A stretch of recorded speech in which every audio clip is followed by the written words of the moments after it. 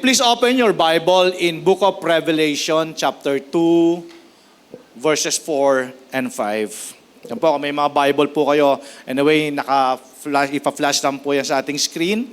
Okay, so meron po kayong mga notes, pwede nyo po i-notes, tas basahin nyo po pag uwi nyo sa bahay mamaya.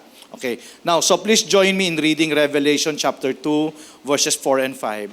Sabi po dito, "But I have this against you, that you have abandoned the love you had at first. Remember therefore from where you have fallen, repent and do the works you did at first." Kanina po tinanong ko kayo, sabi ko sa inyo, naalala nyo pa ba yung time na nagkaroon ka ng true encounter sa Panginoon?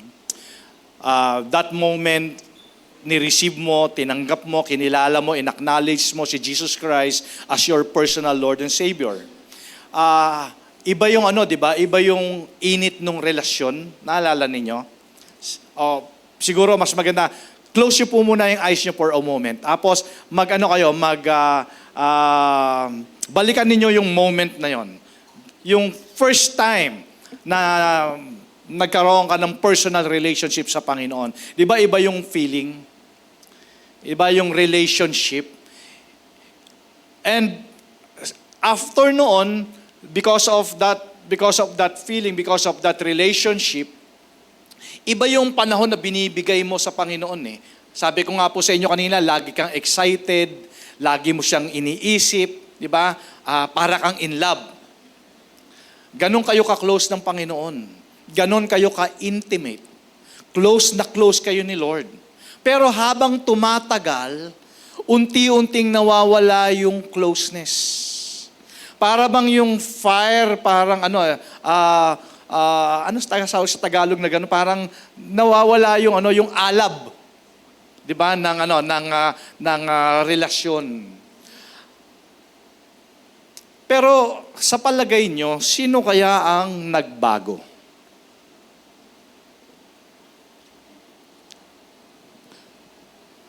At kung hindi kayo close ni Lord, kanino ka kaya close? Ito pong message ngayong umaga, church, ito po ay para sa mga matatagal na pong mga Kristiyano. Ito yung problema ng mga matatagal na mga Kristiyano. At para din po ito doon, para pa lang sa mga bago, para lagi nyo akong naririnig, lagi ko kayong pinapaalalahanan na bantayan ninyo yung relationship ninyo sa Panginoon, especially pag kayo ay tumatagal na. So, ang title po ng ating message today is called Intimacy with God. Okay? So, when you hear the word intimacy, ibig sabihin nito yung closeness natin sa Panginoon. So, intimacy with God, the greatest priority in life. Okay? So, talking about intimacy. Alam niyo po ba na the greatest threat to intimacy with God is not always rebellion? Sometimes, it's familiarity. Yung familiar ka na. Not the kind of familiarity that knows God deeply. The kind that quietly o unti-unting nagsisimula na itrato o itreat natin ng Diyos as ordinary. Di ba? Yun yung problema ng mga relationship pag tumatagal. Di ba? Parang mag-asawa. Naalala nyo ba? Meron ba dito mga mag-asawa? O meron ba dito yung bagong sinagot ka lang pero kasama dito yung girlfriend mo o sa mag-asawa? Naalala nyo ba nung bago pa lang kayo mag-asawa? Di ba? Gusto nyo lagi kayong sabay kumain. Di ba? Gusto nyo pag aalis ng bahay, merong goodbye kiss. Tama. Tingnan ko yung mag-aasawa. Ganyan, di ba? Tapos, ano pa yung mga ginagawa ng mga mag-asawang bago? Sa mall. Di ba? Sa mall, magka-holding hands yan. Pero ngayon, pag nakita yung mag-asawa, parang 10 meters na yung layo, di ba? Pag naglalakad sa mall. Hello, mga lovely couples, married couples. Naalala ninyo? So, ito yung sinasabi ko mga kapatid na sometimes yung familiarity, Di ba? It's not always rebellion. Ang threat ng intimacy.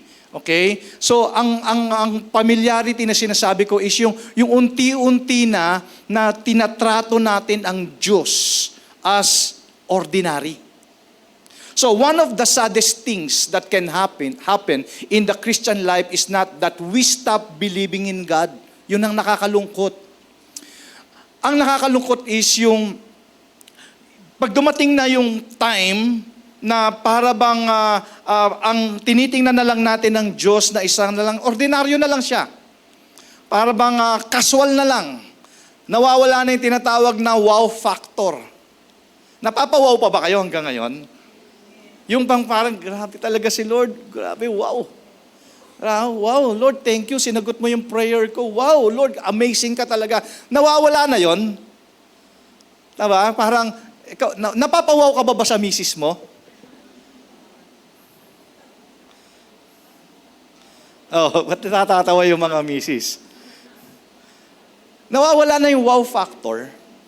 Alam mo, church, when reverence fades, then intimacy suffers. In Book of Hebrews, chapter 12, 28 to 29, sabi po dito, let us offer to God acceptable worship with reverence and awe. Ayan na, ito na yung sinasabi natin, yung wow factor, di ba? For our God is a consuming fire. Familiarity doesn't always look like abandoning your faith. Kaya nga may mga naririnig tayo na pag nakausap mo siya, oh sister, brother, kumusta ka na? Ba't di ka na nag-church, di ka na makatid ng cell? Kumusta ka naman? Sasabihin sa'yo, okay lang, hindi naman ako nakakalimot kay Lord. Because familiarity doesn't always look like abandoning your faith. Sometimes, it looks like becoming so accustomed. Yung parang complacent ka na. Diba? Masyado ka ng pamilyar. Routine na lang yung ginagawa mo. Nakasanayan na lang. Nakasanayan na lang yung mga things of God that they no longer stir your heart. Diba? Parang wala na sa puso yung ginagawa natin.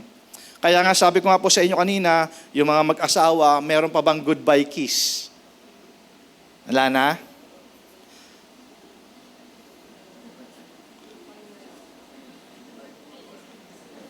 Kiss-kiss ka pa dyan. Diba? Yung mga ganun, ha? Sweldo mo. Totoo yun. Alam nyo, minsan, ito, segue lang ako. Kaming mag-asawa, no? Minsan pag nasa mall kami, may napapansin kami yung mga mag-aasawa, lalo na pag matatanda na, makikita mo kung, sabi nga, di ba, pagkabago pa lang daw, magkahawak pa yan. Pag mga 5 years na, medyo 1 metro na yung layo ng misis pag naglalakad sa mall. Malalaman mo pag matagal na mga 10 meters na yung layo ni misis. Tama? Pero hinahawakan pa rin naman ni mister yung pag nasa mall para hindi makapamili si misis. Di ba? Church, ang tawag dyan ay spiritual complacency. You still pray. Pero yung words mo no longer carry the weight because of that familiarity. Kino-consider mo, you treat God as ordinary. Yung supernatural, nagiging natural na lang sa'yo. Nawawala na yung init, nawawala na yung excitement. Diba? You still pray, pero excited ka pa ba mag-pray? You still open your Bible, nagbabasa ka pa rin naman ng Bible. In fact, meron nga ako mga naririnig, Pastor, nagyabang sa akin, 3 beses ko na nabasa yung Bible from Genesis to Revelation. Diba? You still open your Bible. Nga lang, ang pagbabasa mo, parang ubusan na lang ng chapter. No? Dumadating na sa ganun, di ba? Para lang masabi na nakapag-devotion ka, babasa ka lang, pero hindi mo naman isinapuso. You still worship. Pero sabi sa Matthew 15:9, these people honors me with their lips. Matthew chapter 15, verse 9. These people honors me with their lips, but their hearts are far from me. Wala na. Bukang bibig na lang yung, kumakanta ka na lang. Pero wala na. You still worship, sabi mo, But your lips sings truths your heart scarcely poses to consider. Diba? Hindi mo na intindihan yung kinakanta mo. Bakit ko ba ito inaawit? Sino bang wino-worship ko? You still serve. Nag-a-attend ka pa rin naman ng church. Alam mo naman yung scripture pa din. And you still call yourself a Christian. Nothing on the outside seems different. But somewhere along the way, the extraordinary has become ordinary. Ganun na yung nangyari. Pamilyar ka na eh. Kaya po, alam nyo, isa itong problema pag matagal ka ng Kristiyano. The holy has become familiar. And God has become someone we assume will always be there. Totoo naman. Nandiyan naman talaga lagi ang presensya ng Panginoon. Nga lang, pag umabot na yung laging bukang bibig mo yung naiintindihan naman ako ni Lord. Di ba? Ganon tayo minsan gina-justify natin, especially pag may ginagawa tayong hindi tama, naiintindihan naman ako ng Panginoon. Yes, totoo yun. Because God is gracious, God is caring, God is loving. Nga lang, the holy has become familiar. Nawawala na yung holiness. And that is the danger, brothers and sisters. Because we don't drift from God the moment we stop believing in Him. We begin drifting the moment we stop being amazed by Him. Nawawala na yung wow factor natin kay Lord. Sabi nga, hindi nagsimula yung unti-unti tayong lumalayo the moment we stop believing in God.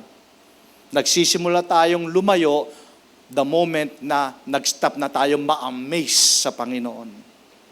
Nawala na yung init, nawala na yung closeness, nawala na yung intimacy.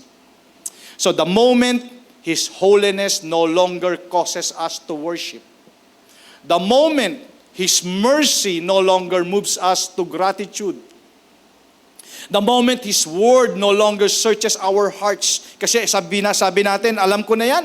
Yung mensahe ni Pastor, alam ko na yan. Itong mga words na to, nabasa ko na yan, alam ko na yan. Para bang nawala na yung holiness. Pamilyar na. Perhaps, that is why familiarity is so dangerous. Kaya nangyayari, yung faith, bukang bibig na lang. Pero hindi mo na pala hawak yung faith. So, church, to keep all the habits of Christianity while quietly losing the heart of it, para bang pansinin mo minsan, pagka kayo ay nag-uusap-usap na sa grupo, dati mas gustong-gusto mo pag-usapan si Lord. Ngayon, mas gusto mo nang pag-usapan si sister. Di ba? Chismis na yon. Mas gusto mo nang pag-usapan yung mga hobbies mo, mas gusto mo nang pag-usapan yung mga achievements mo, pero dati, kahit magdamag, di ba? Kahit magdamag, gustong-gusto mong pag-usapan si Lord. Parang nawala na yung delighting natin sa Panginoon. So, brothers and sisters, if that is where you find yourself today, don't ignore it. Wag po tayo mag-settle doon sa faith where the God of the glorious God parang ordinary na lang sa inyo. Are you getting the point, church? Dadating po kasi. And alam nyo, dyan kasi dyan na isa sa mga expertise, scheme ng devil talaga yon na nasabihin sa'yo na, alam mo na yan, sanay ka na, di ba? Okay lang yan, naintindihan ka naman ng Lord. So, church, please take note po. Hindi ko sinasabi na yung manufacture emotion, or siguro sinasabi ni Pastor, mag-attend ng mga conferences, ng mga mentoring, or makinig ako ng maraming mga sermons, or another spiritual experience. Church, part po yun. Pero what is most important, what matters is you behold Christ again. Yung ibalik mo yung closeness mo kay Lord. Kaya nga po sabi ko sa inyo kaninang simula, naalala mo pa ba yung closeness ng fellowship ninyo ng Panginoon nung nagsisimula ka pa lang? Naalala mo pa ba after mo mag-graduate ng encounter? Ang init, no? Ang init kay Lord, grabe. Ang service sa church ay 10 a.m., 7 pa lang, nandito ka na. Tama, di ba? Nakikipag-una ka kay Manang magbukas ng gate. Sobrang yung init, yung excitement. Naalala mo pa ba yun? Naalala mo pa ba yun na magdi-devotion ka, excited ka?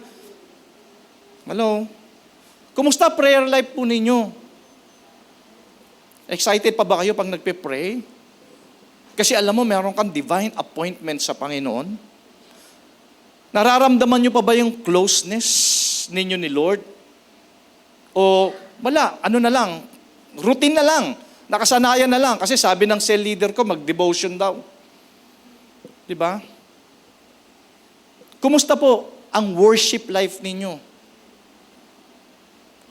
Tayo na mga nagsiserve kay Lord, kumusta? Dati nga, nagko-compose ka pa ng kanta, di ba? Kumusta? Kumusta yung pag-honor natin kay Lord? Pag tumatagal ka, parang namimili ka na lang kung ano yung i-obey mo at saka yung hindi. So, brothers and sisters, church, let us ask God to restore yung awe that the familiarity has quietly stolen. I-ask natin ang Panginoon na ibalik yung wow factor. Na makita natin ulit yung holiness afresh. Yung heart that treasures His grace and an affection that delights in Him, not merely because you know about Him, but because you know Him. Magkaiba po kasi yun. Magkaiba kasi yung alam lang natin na merong Diyos doon sa meron tayong relasyon sa Diyos. Amen? Because God has never become less glorious. The cross has never become less beautiful. Alam nyo, every day, lagi kong and I thank God, I thank the Holy Spirit for always reminding me the finished work of Jesus Christ at the cross. The cross has never become less beautiful. The gospel has never become less astonishing. Nothing has changed about Jesus Christ. If anything has changed, walang iba kundi yung puso natin.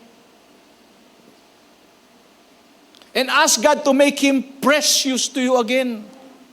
Kagaya ng dati. Because the greatest tragedy is not that Christ has become ordinary. It is that our hearts slowly began to treat the Holy God na ordinary na lang talaga siya. Na parang pamilyar na tayo. Hindi na tayo nagwa-wonder sa ginagawa niya. And we have forgotten what it means to worship. Ano ba talaga ang worship? In Romans chapter 13 verse 2, sabi dito, I appeal you therefore, brothers, by the mercies of God, to present your bodies as a living sacrifice, holy and acceptable to God, which is your spiritual worship. So, brothers and sisters, it's possible to sing on the worship team. Posible na kumakanta tayo during worship. At possible din na nagli-lead tayo ng cell groups. It's also possible to serve every weekend, attend every church events, even preach God's word, and still be drifting away from Jesus. Because being busy for God is not the same as being with God. Amen. Busy tayo, ginagawa natin yung ministry natin. Nandiyan ka sa lahat ng gawain. But being busy for God is not the same as being with God. Ang gusto ni Lord talaga, lagi natin siyang ka-fellowship. One of the greatest dangers in Christian life is replacing intimacy with activity.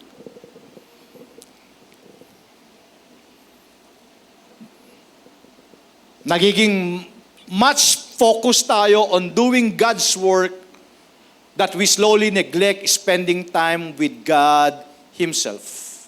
Kaya ano ang sabi sa Revelation chapter 2 verse 4? Nevertheless, I have this against you, that you have left your first love. Pansinin niyo po dito sa passage na to. Alam ng Lord yung ginagawa natin. Alam niya nang nagsiserve tayo. Alam naman niya na nandito tayo every gawain ng Panginoon. Pero pansinin niyo, hindi niya sinabi. Hindi naman niya ni-rebuke na meron tayong ginagawa kay Lord. In fact, dito sa passage na to, they were serving faithfully. Ang problema, hindi yung activity. It was their affection sa kanilang ginagawa. At they were losing their love for Jesus. Diba? Sabi niya, nevertheless. Kasi sabi niya, okay, nandiyan kayo, nagsiserve kayo, nandiyan ka every time na may activities, may event on church, nandiyan ka naman every Sunday, you still pray, you still worship, you still open your Bible. Nevertheless, I have this against you, that you have left your first love. Church, hindi nagbago si Jesus. Ang nagbago, yung heart natin. Minsan, sobrang busy tayo, pero wala na tayong panahon para sa Panginoon. God is not impressed by a full schedule if your heart is far from Him. Amen. Amen, church. Kasi ang dinidesire ng Panginoon, yung relationship natin before responsibility, presence before performance, communion before contribution. Kaya, brothers and sisters, tanungin niyo po yung sarili niyo today, close pa ba ako kay Lord? Tanungin mo ngayon katabi mo, close pa ba kayo ni Lord? Baka puro activities na lang, ha? You still pray, pero wala nang weight yung prayer. You still open your Bible, pero ubusan na lang ng chapter. Pero you still sing sa worship, pero isinasa puso ba natin yung pag-worship natin? When was the last time nagbukas ka ng Bible to simply hear God's voice? Naalala mo ba kung kailan yung last time na yon? Kailan yung last time na nag-pray ka na hindi ka humingi kay Lord? In-enjoy mo lang yung presence niya. When was the last time?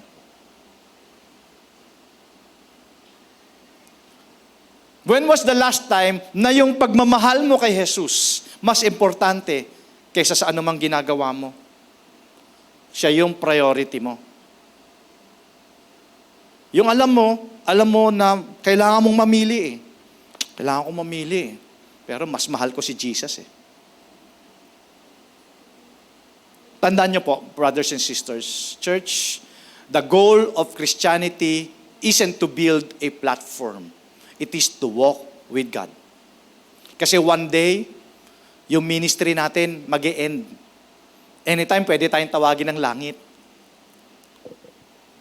Yung pinagkakaabalahan natin na gusto natin ng titles o position, all will fade. Your responsibilities will change, but your relationship with Jesus Christ will last forever. So don't let busyness replace spending time with God. Diba? Sabi nga nila, yung word na busy, yung acronym nun, yung B-U-S-Y is being under Satan's yoke.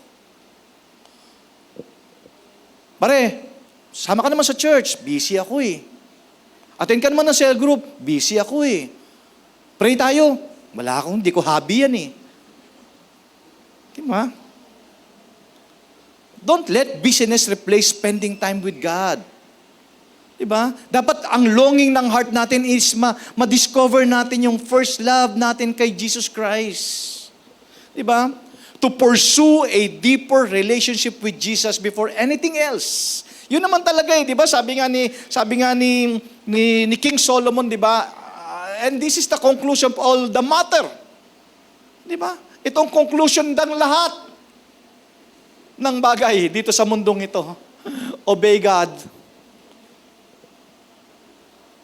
follow Him, and love Him. Alam nyo ba na namimiss ng Lord yung fellowship at intimacy niya sa'yo? Bilang anak.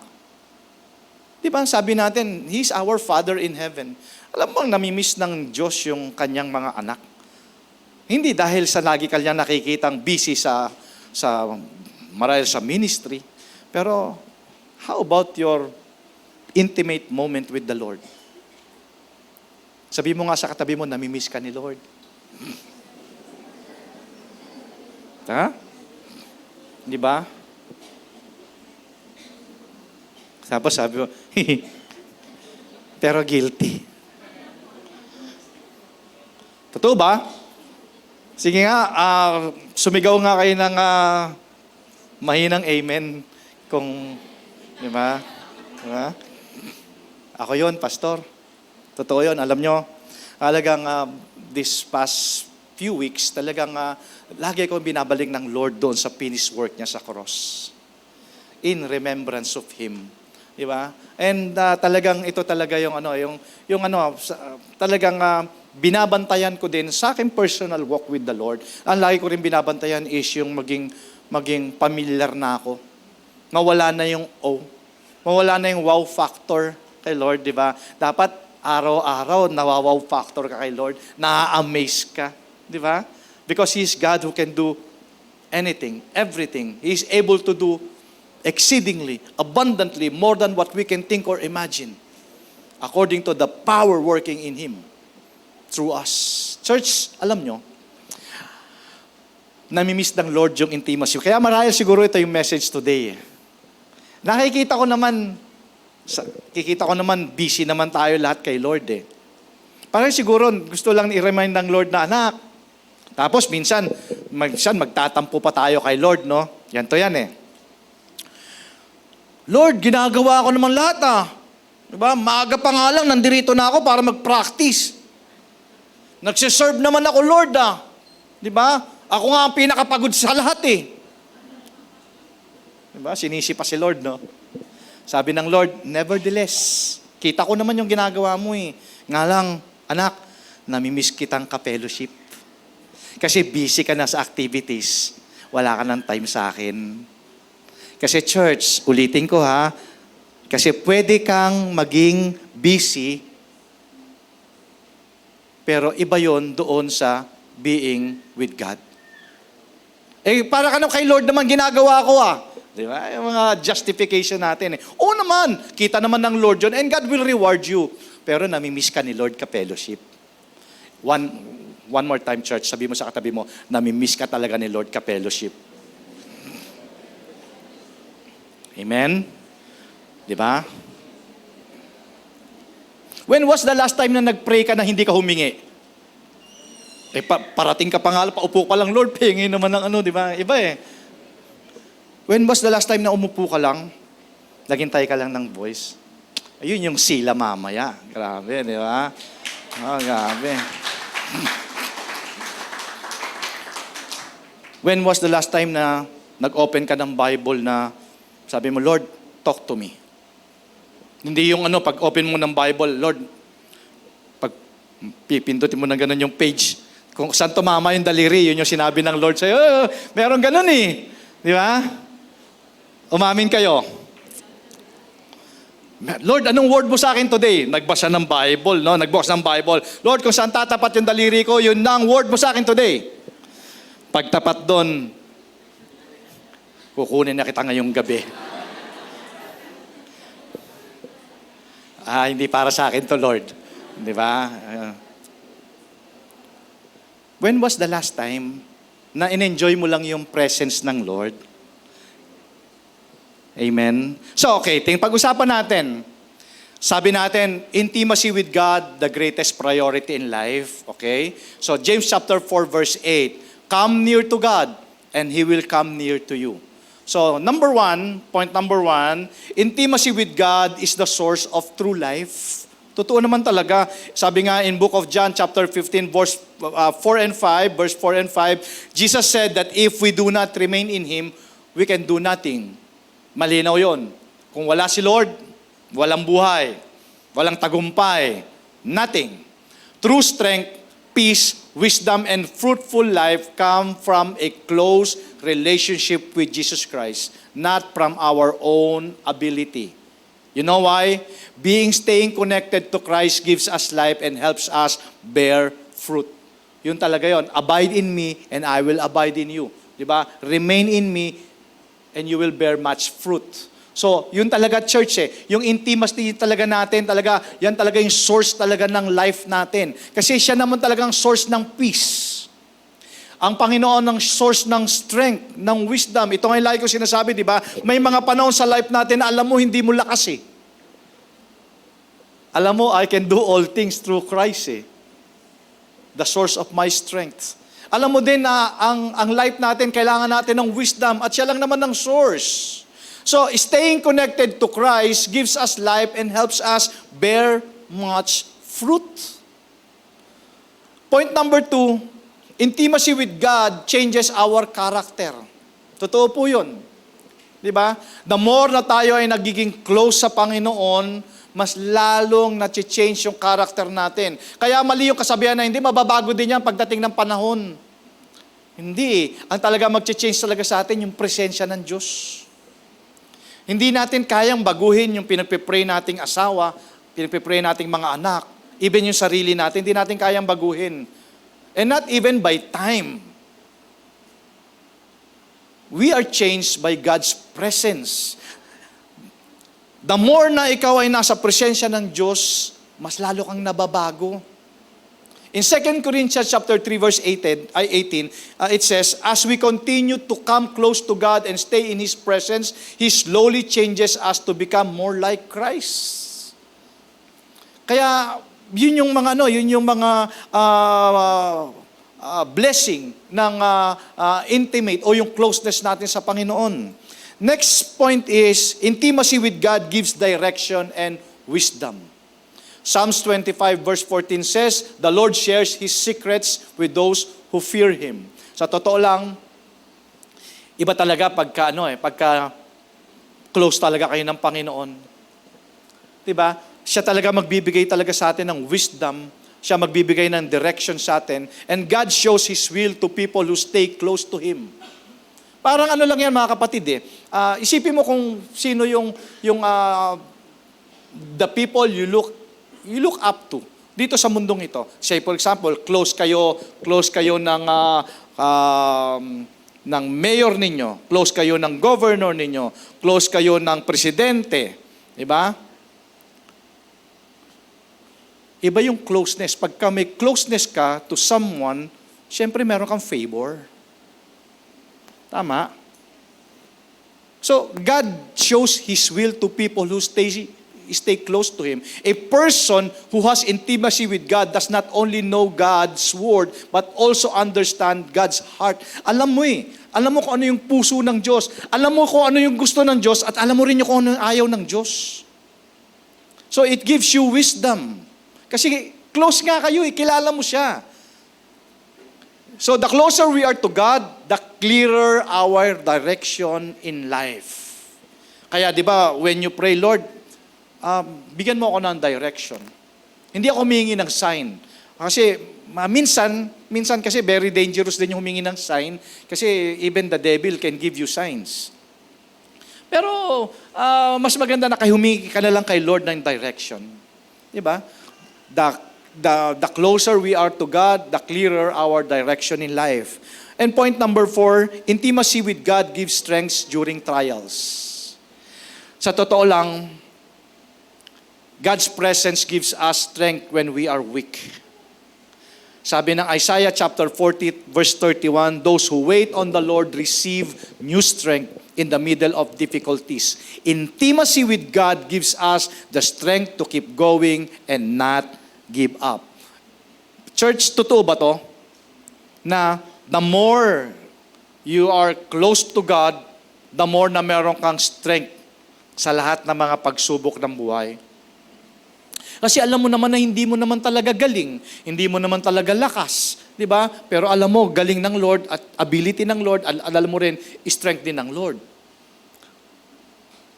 And intimacy with God is God's greatest desire for people. Jeremiah chapter 9, verses 23 to 24. God is not impressed by human wisdom, strength, or riches. He delights in people who truly know and understand Him. Anong ibig sabihin nito? Relationship with God is more important than success. So, ang challenge ko po sa inyo today, church, God is not only looking for people who go to church or serve in ministry. He is looking for people who truly want to know Him more deeply. Yun ang hinahanap ng Panginoon eh. Yung nagsisik talaga siya na mas lalo niya pang makilala ang Diyos. Because the deeper your intimacy with God, the clearer your direction. The deeper your intimacy with God, the stronger your faith. The deeper your intimacy with God, the more powerful your life. So the closer you are to God, the clearer His voice becomes. The stronger your heart becomes, the more meaningful your life will be. So, brothers and sisters, ang intimacy po sa Panginoon, hindi po yan makukuha sa 2 oras lang every Sunday. Ang intimacy po is a lifestyle. It's a lifestyle. Subukan nyo po. Mamaya, pag uwi ninyo, or whenever na ikaw ay magpe-pray, subukan mo na doon sa altar mo, you just sit down, you pray, and just listen. Yung wala kang munang hihingin. Just listen to His voice. And then, sabi mo, Lord, mangusap ka sa akin through your words. Open your Bible. And I'm open for correction. I'm open for rebuke. Lord, talk to me through your words. Yung gustong-gusto mo siyang ka-fellowship, nagwo-worship ka. Diba? Singing in spirit. Alam niyo ba na miss ng Lord yung fellowship natin sa Kanya? Baka masyado tayong busy. Pero iba kasi yung pagiging busy natin, being with Him. Baka busy tayo sa kingdom, pero wala na tayong panahon sa King. So, church, wala namang pag tiningnan naman tayo, wala namang makakapansin kung gaano tayo ka-close sa Panginoon. Wala namang ibang makakaalam niya kundi ikaw lang. At saka si Lord. Pero, ang puso ng Diyos kailanman hindi nagbago sa atin. Ang problema yung puso natin. Nagiging pamilyar tayo. Yung extraordinary God, nagiging ordinary na lang. Yung supernatural God, nagiging natural na lang. Nagiging complacent na tayo. Bantayan natin sarili natin na kahit na matagal na tayong Kristiyano, matagal na yung relationship natin, i-worship natin ng Panginoon in good times, even in bad times. We will trust Him even if we don't understand. Because He is our God. At alam ng Diyos ang ginagawa niya. No one can snatch us from His hands. No one can separate us from His love. And every time na ikaw ay naku-confuse, remember the finished work. Remember the finished work sa cross. Kaya sinigaw ni Jesus, it is finished. Before we end, my last question is, close pa ba kayo ni Lord? Yes, Pastor. Lagi nga ako nasa church eh. Being busy is not the same as being with God.